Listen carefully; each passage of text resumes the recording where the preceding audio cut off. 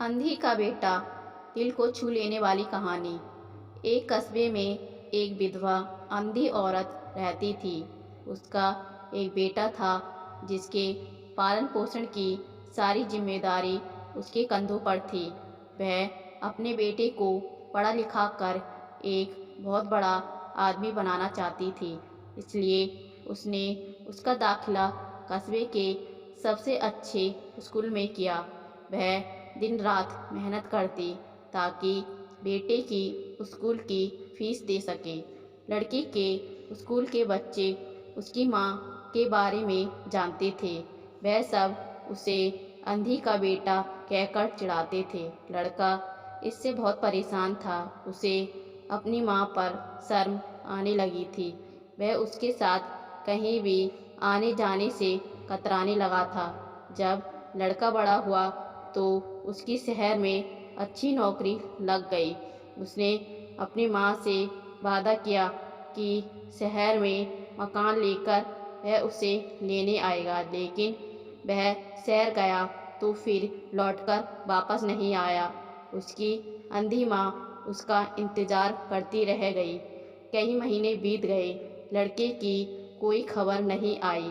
अंधी एक दिन उससे नहीं रह गया और वह बेटे से मिलने शहर पहुंच गई। पूछते पूछते वह बेटे के ऑफिस पहुंची। वहां सिक्योरिटी गार्ड ने उसे रोक दिया। अंधी औरत ने गार्ड को अपने बेटे का नाम बताया और बोली कि उससे जाकर कह दो कि गांव से कोई मिलने आया है। गार्ड ने जाकर उसके बेटे को बताया। बेटे ने ऑफिस की खिड़की से देखा तो उसने अपनी माँ गेट के बाहर खड़ी नजर आई। वह ऑफिस में सबके सामने अपनी माँ की वजह से शर्मिंदा नहीं होना चाहता था। उसने कहला दिया कि वह ऑफिस में नहीं है। अंधी औरत वहाँ से चली गई। शाम को वह लड़का ऑफिस से घर जाने के लिए निकला। रास्ते में एक जगह काफ़ी भीड़ जमा थी। वह अपनी गाड़ी रोककर भीड़ के पास पहुंचा और तो बीच सड़क में अपनी माँ को मरा पाया। उसके हाथ में एक चिट्ठी थी जिसमें लिखा था, बेटा, बड़े दिन हो गए थे, तेरी कोई खबर नहीं मिली। चिंता हो रही थी इसलिए तुझसे मिलने चली आई।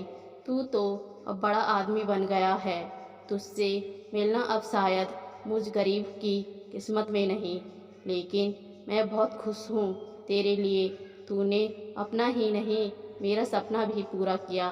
मलाल है कि तेरी तरक्की देख नहीं सकती। काश बचपन में तेरी आँखों में सरिया ना घुसा होता और मुझे तुम्हें अपनी आँखें ना देनी पड़ी होती तो तेरी तरक्की अपनी आँखों से देखकर सुकून से मरती। तेरी अंधी माँ। यह पढ़कर लड़का फूट फूट कर रोने लगा।